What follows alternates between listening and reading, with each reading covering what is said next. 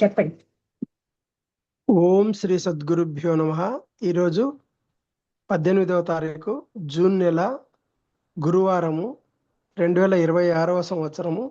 ఈరోజు మన సబ్జెక్ట్ ఈశ్వర కృప అనే గ్రంథంలో, అంటే శ్రీ మలయాళ స్వామి గారు రాసిన గ్రంథంలో నుంచి ఈరోజు శ్రీ లక్ష్మీ మేడం గారు వివరిస్తూ సత్సంగం చేస్తున్నారు. పేజీ నెంబరు ఫలానా అని ఆగదండి, అక్కడ వచ్చిన చిక్కే అది. ఆ పేజీ నెంబర్ ఎక్కడ మనమే వెతుక్కోవాలి. 125 అయిపోయింది కదండి. 150కి వచ్చామా? నేను చదివితే రాసి తెలుసు. పెడతాను. ఈ రోజు నుంచి నేను రాసి పెడతాను. రాస్తే బాగుంటుంది. ఎందుకంటే ఈ పుస్తకం ఎడోబ్ అనమాట. ఎడోబ్ ఏంటవుతుందంటే, ఎడోబ్ PDF అంటే అది వేరేగా ఉంది.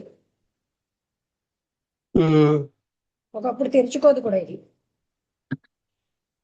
అది అంటే మన ఇంతకు ముందు ఎడోబ్ కాదు.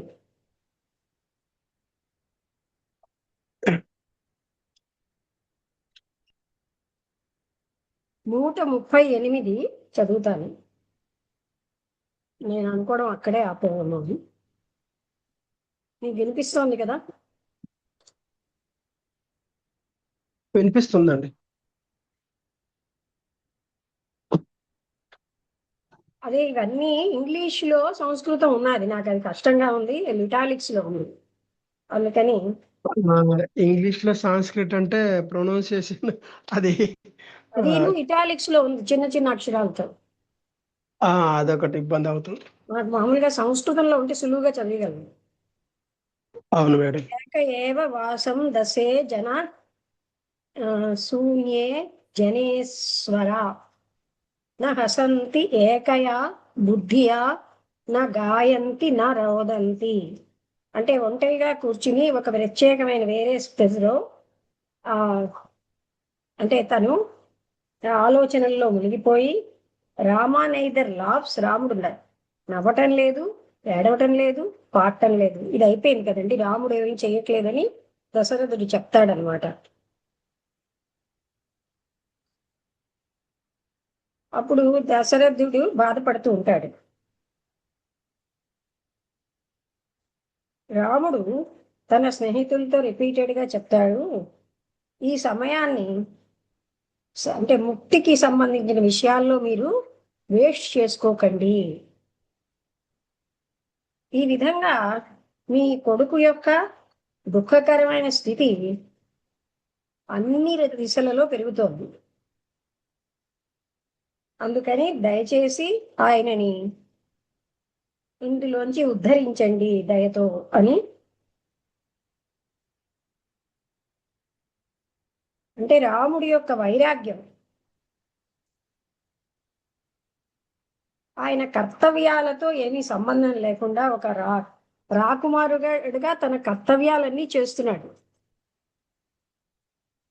ఒక ప్రిన్స్గా. అయితే ఆయన లిబరేషన్కి సంబంధించిన దాంట్లో ఉన్నాడు.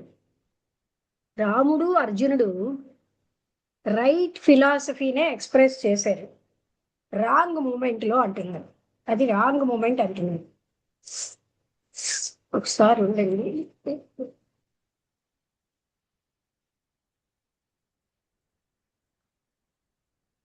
అంటే రోజు ఏంటంటే ఎర్లీ మార్నింగే నేను అన్ని ఏర్పాటు చేసేస్తాను.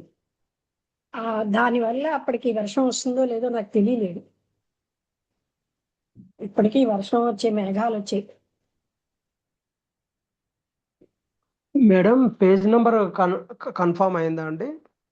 అదే 139 అక్కడే చెప్తున్నానండి. రాముడు ఇలా వైరాగ్యంతో ఉన్నాడని. రాముడు అర్జునుడు కూడా రైట్ టైంలో కాకుండా ఈ ఫిలాసఫీని జీవితంలో ఎక్స్ప్రెస్ చేశారు ఒకలాగే, రాంగ్ మూమెంట్లో అంటున్నారు. కానీ వాళ్ళ త్యాగం అన్నది తప్పు పట్టలేము. ఎందుకంటే అలాంటి వైరాగ్యంతో కూడిన మనస్సు వల్లే ముక్తికి దారి తీస్తుంది అని. ఇది ఇంతవరకు అయిందండి. అది తర్వాత 140 పేజ్. ఇప్పుడు ఈ రోజు స్టార్ట్ 140 అండి.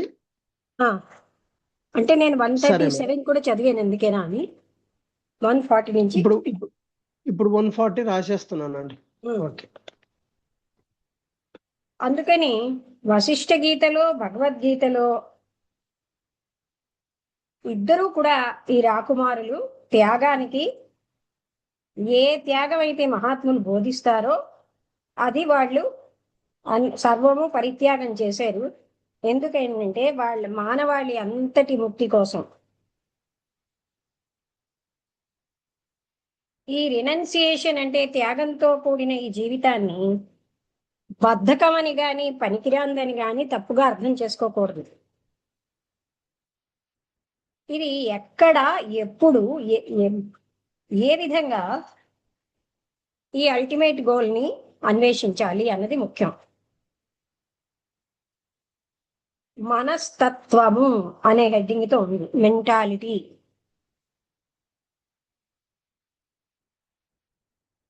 అన్ని విషయాల్లో మనిషి నేర్చుకోవాల్సింది ఏంటంటే చాలా కష్టమైనది మనస్థితిని అర్థం చేసుకోవడం. దీనికి కారణం ఏంటంటే మనస్సు అన్నిటినీ అవగాహన చేసుకుంది. ఆ మనస్సుని అవగాహన చేసుకోవడం అన్నది ఒక సమస్యే.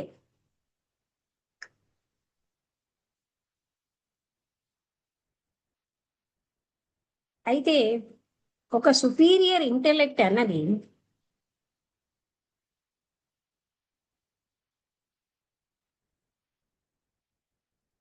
సారీ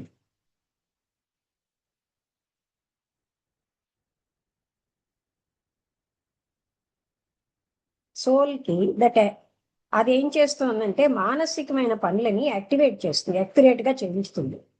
అలాంటి రియలైజేషన్ అన్నది సెలెక్టెడ్ కొంతమందికే సంభవం.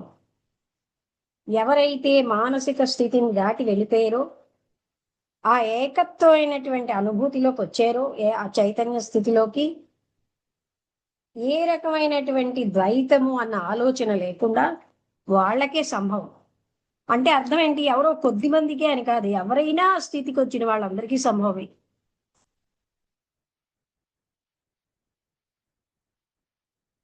ఈ మధ్య ఒక అబ్బాయి నాకు సోంపేట నుంచి ఫోన్ చేస్తుంటాడు.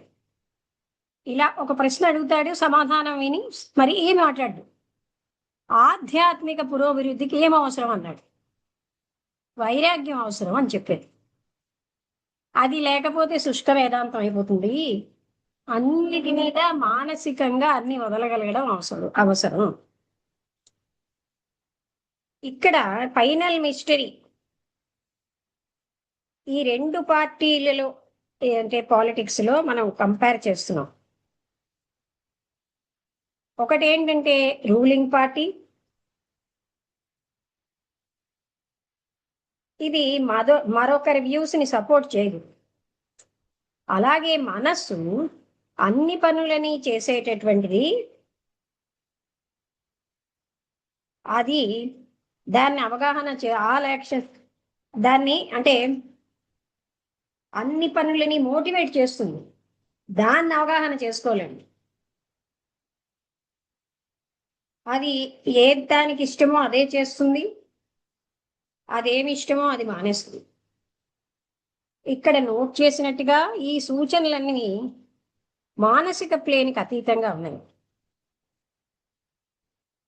ఈ సూపర్ మెంటల్ అంటే మనస్సుకు అతీతమైన స్థితికి ఎవరైతే చేరుకోవాలనుకుంటారో ఆయన తన మానసిక యాక్టివిటీని సంపూర్ణంగా సమర్పించాలి.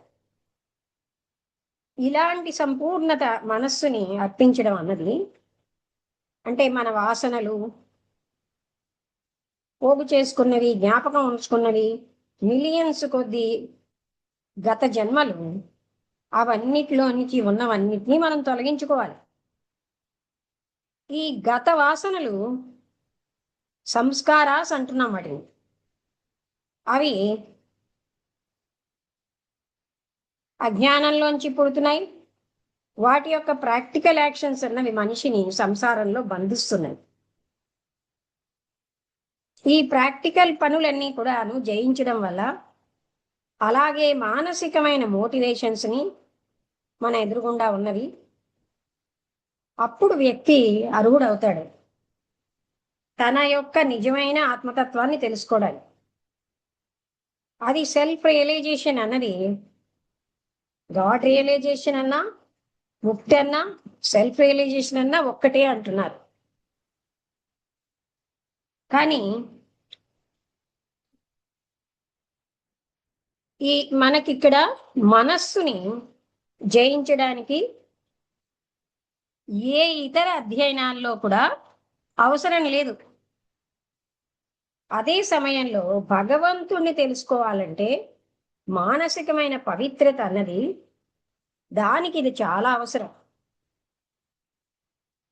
మానసికమైన పవిత్రత నుంచి మనస్సుని జయించడం అన్నది సులువైన స్టెప్.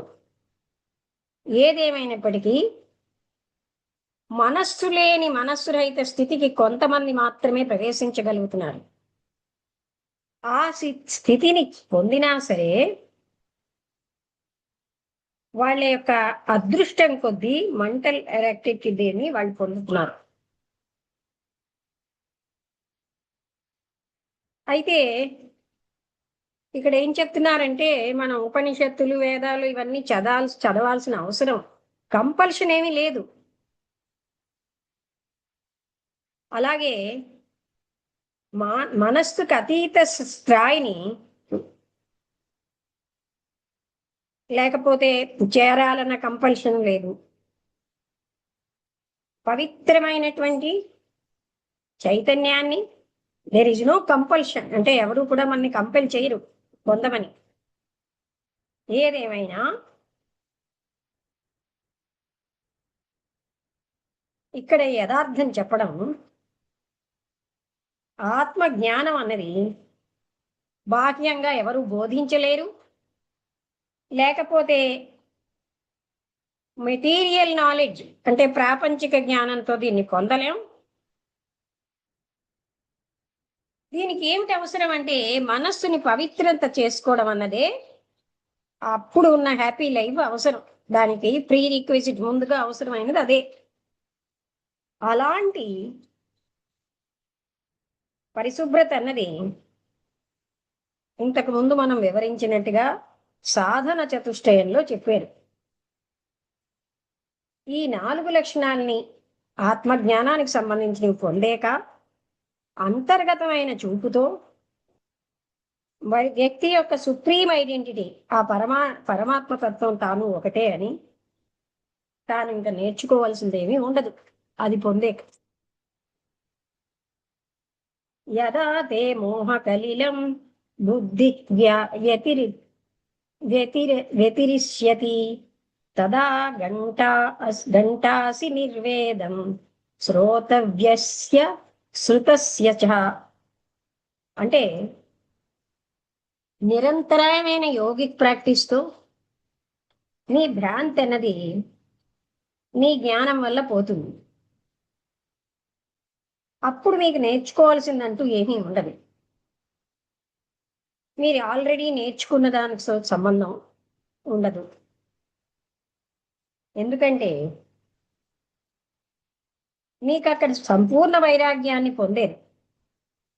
అదే ముక్తికి సార్ అంటూ లార్డ్ కృష్ణ అర్జునుడితో చెప్పాడు భగవద్గీతలో. స్కంద ఉపనిషత్తు కూడా ఏం చెప్తోందంటే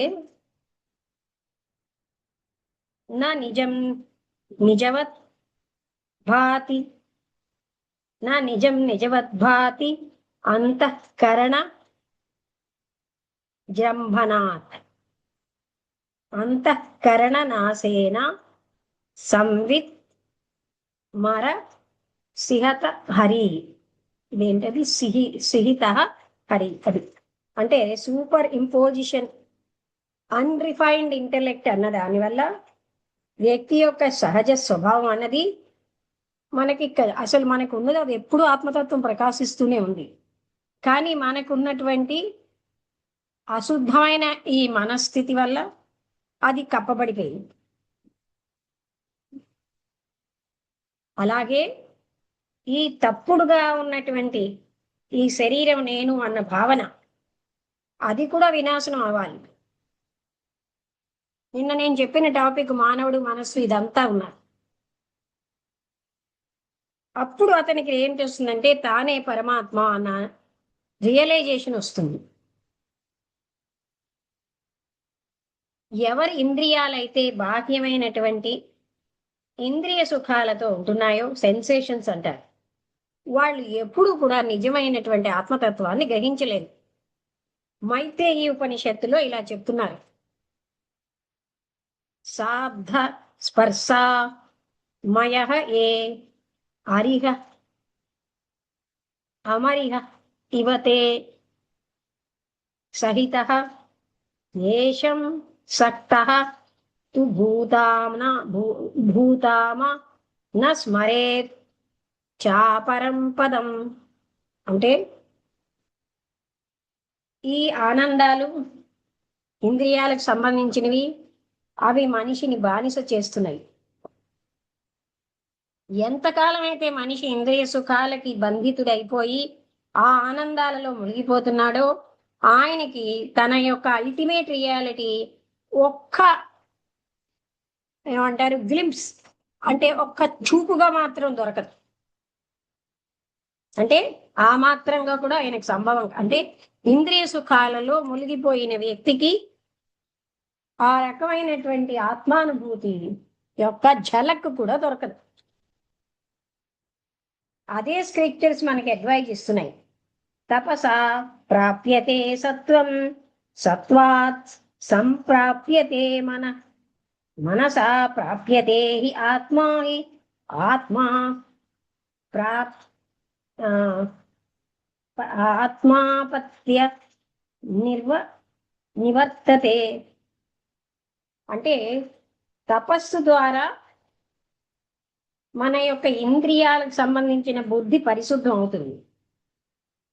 అలాంటి పరిశుద్ధమైన బుద్ధి ఇలా మనస్సు బాగా స్థిరం అవుతుంది. అలాగా స్థిరమైన మనస్సు ఆ ఆత్మతత్వాన్ని తెలుసుకుంటుంది. ఆత్మతత్వాన్ని తెలుసుకున్నప్పుడు సంసారంలో ఉన్న అన్ని బాధలు అదృశ్యం అయిపోతాయి. మనం మనస్సు యొక్క పనితీరుని జాగ్రత్తగా పరిశీలిస్తే మనకేం తెలుస్తుందంటే 3 రకాలుగా ఉంది. సత్వ, రజస్, తమో గుణాలుగా ఉంది. ప్రతి వ్యక్తి కూడా తన యొక్క ఆ స్వభావాన్ని బట్టే పని చేస్తాడు. ఆయన ఏం చేసినా తను చేసింది రైట్ అనుకుంటాడు. అసలు యూనివర్సల్ గా రైట్ ఏమిటో తెలుసుకోవాలంటే ఎవరైతే గుణత్రయానికి అన్న పరిమితులను దాటుతారో వాళ్ళకే తెలుస్తుంది. అందుకని అన్వేషకుడు, సత్యాన్వేషకుడు ఒక గురువుని సమీపించమంటున్నారు. ఎవరైతే అల్టిమేట్ రియాలిటీని పొందారో, ఎవరికైతే శిష్యుణ్ణి క్రమేణా గ్రాడ్యువల్ గా గైడ్ చేయగలరో, ఈ 3 గుణాలకి అతీతంగా, ఇక్కడ మనం గ్రహించాల్సింది ఆ గురువు 3 గుణాలకి అతీతంగా గైడ్ చేస్తాడే తప్ప ఆత్మతత్వాన్ని ఇవ్వలేడు. ఛాందోగ ఉపనిషత్తు చెప్తోంది, ఆచార్యవాన్ పురుష వేద. అంటే యుద్ధం చేసేటటువంటి అర్జునుడు కృష్ణుడు చేత అడగబడ్డాడు, ఎవరైతే 3 గుణాల నుంచి నువ్వు అధిగమించి బయటికి రావయ్యా, నిస్త్రై గుణ్యా అన్నారు. ఆ తర్వాత ప్రతి వ్యక్తి కూడా తనకున్న ఆ స్వభావాన్ని బట్టే ప్రవర్తిస్తాడు.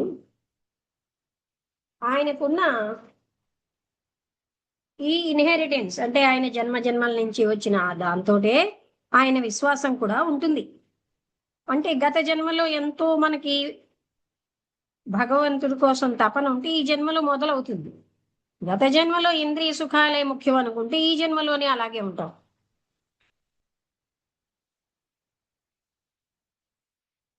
ఏ వ్యక్తి అయితే కలర్డ్ గ్లాసెస్ అంటే ఏంటి, రంగు కళ్ళద్దాలు వేసుకుంటాడో వాళ్ళకి ప్రపంచం అంతా రంగుగానే కనిపిస్తుంది. అదేవిధంగా తను ఏ స్థితిలో ఉన్నాడో ప్రపంచం ఆ స్థితిలో ఉంటుంది. ఆయనకున్న స్టాండర్డ్స్ తోటే ప్రపంచాన్ని జడ్జి చేస్తాడు. ఒక్క ఆత్మసాక్షాత్కారమైన వ్యక్తే నిష్పక్షపాతంగా చూడగలడు. దత్తాత్రేయుడు అవధూత గీతలో కూడా భగవత్ కృపతో మాత్రమే మోనాస్టిక్ రియాలిటీ అంటే మోనిస్టిక్ ఆ ఏకత్వానుభూతి అన్నది యూనివర్సల్ అంటే తాను పరమాత్మ ఒకటే అన్న గ్లింప్స్ ఆయనకు వస్తుంది. ఆ జ్ఞానం ఆ వ్యక్తిని తనని భయంకరమైన సంసార దుఃఖాల నుంచి విముక్తిని చేస్తుంది. అందుకే జ్ఞానులు తిరిగి తిరిగి ఏం చెప్తారంటే సెల్ఫ్ కంట్రోల్ అంటే మనకి ఆత్మ నిగ్రహం చాలా అవసరం అని చెప్తున్నారు. మనస్సుని స్వేచ్ఛగా ఉంచాలి. ఇంద్రియాల యొక్క బంధాలతో ఆ జ్ఞానం సుప్రీం జ్ఞానాన్ని భగవత్ కృపతో పొందితే మనకి ముక్తి వస్తుంది. వీటన్నిటి కూడా ఫస్ట్ స్టెప్ ఏంటంటే మనస్సుని పవిత్రం చేసుకోవడం. అక్కడ ఉన్న వాసనలన్నిటి నుంచి ఒక వ్యక్తిని మీరు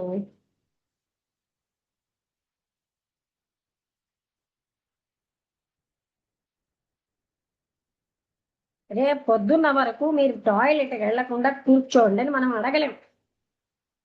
ఆ దురదృష్టవశాత్తు చాలా మంది నవీనమైనటువంటి బోధకులందరూ కూడా ముక్తి విషయంలో వాళ్ళు సంసిద్ధం అవ్వకుండా మనుషులకు బోధిస్తున్నారు.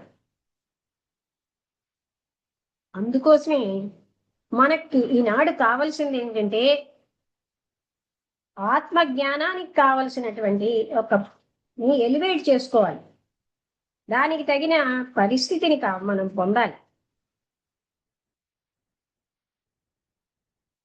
ఎవరైతే మానసికంగా భౌతికంగా పరిశుద్ధంగా ఉన్న స్త్రీలు పురుషులు ఎవరైతే ఆత్మత్యాగం అనే దాంతో ఉంటారో వాళ్ళు అన్వైజ్ ఇన్యాక్షన్ అంటే ఏంటి, జ్ఞానం లేని జడత్వం కాకుండా వైజ్ యాక్షన్స్ జ్ఞానంతో ఉన్న పనులు చేస్తూ మతాలు చెప్పే ఆ సత్యాన్ని లేకపోతే సత్యవంతమైన మతాన్ని కనుక్కోగలరు.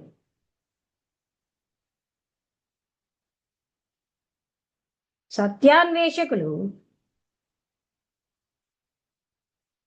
వాళ్ళకి ఎడ్యుకేషన్ లేదు, విద్య లేదంటే ఏమి పర్వాలేదు. ఇక్కడ ముఖ్యమైన విషయం ఏంటంటే సమర్పితమైన పవిత్రమైన భక్తి. అంటే సోకాల్డ్ ఎడ్యుకేషన్ లేకపోయినా పర్వాలేదు అని చెప్తున్నారు.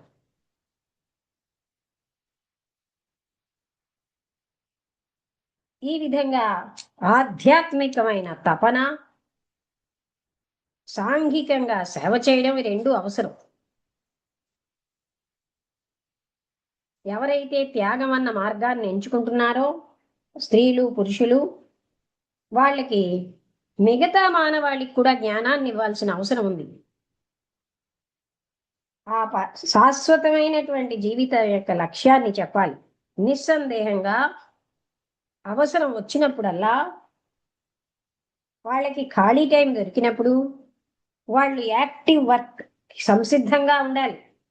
ఎందుకంటే ఈ ప్రాపంచిక మనుష్యుల్ని ఉన్నత స్థానానికి తీసుకొచ్చేటట్టుగా అదే నివృత్తి మార్గం. ఇక్కడ మనం గమనించింది ఏంటంటే ఎంతో మంది మాంక్స్ నన్స్ వాళ్ళు సెల్ఫిష్ గా కాకుండా హిపోక్రైట్స్ కాకుండా వాళ్ళు సంఘానికి బాధ్యతాయుతంగా వాళ్ళ యొక్క సేవలు అందిస్తున్నారు. అంటే సంఘం అంతటికీ సహాయం చేయడానికి. ఏదేమైనప్పటికీ మనం అక్కడికి ఆగలేం. నిజమైన జ్ఞానం, భగవద్జ్ఞానం అన్నది మనిషికి సంబంధించింది కూడా. అది మనం పొందాల్సిన అవసరం ఉంది. కొంతమందికి మాత్రమే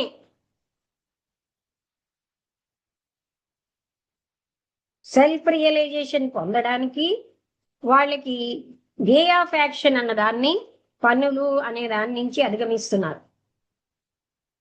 దాని ఫలితంగా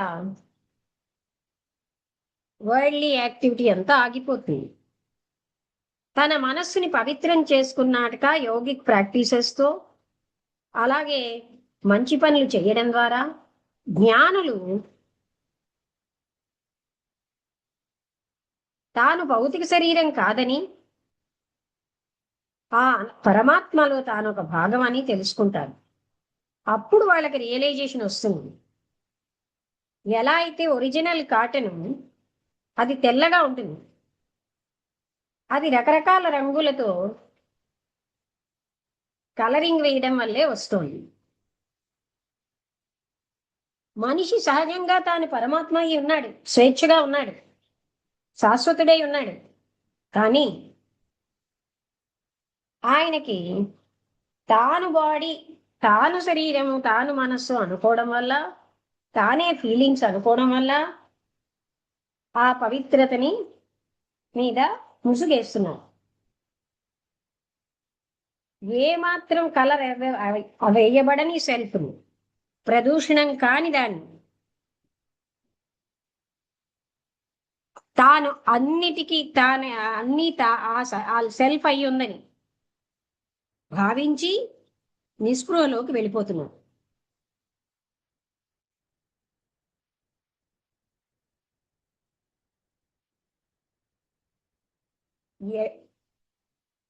అంటే ఎలా అయితే గుడ్డు మామూలుగా వచ్చినప్పుడు అది గుడ్డుగా ఉంటుంది, దాన్ని పొదుగుతే అది పక్షి అవుతుంది. అలాగే మనిషి తన అజ్ఞానంతో తాను ఈ శరీరం అని భావిస్తున్నాడు. ఆయనకి భగవత్ కృప వచ్చినప్పుడు జ్ఞానాన్ని కలుగుతుంది, భగవద్జ్ఞానం. ఇలాగా త్యాగం అనే పద్ధతి ద్వారా ఆయన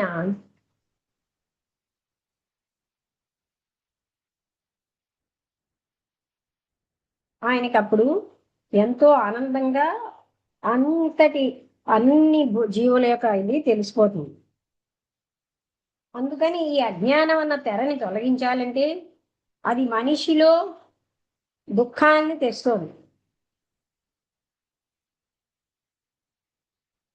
అందుకనే మనం బంధాలు, పనులతో ఉన్న బంధాలన్నిటినీ త్యాగం చేయడం వల్ల మాత్రమే మనం కూడా స్వేచ్ఛ పొందుతాం.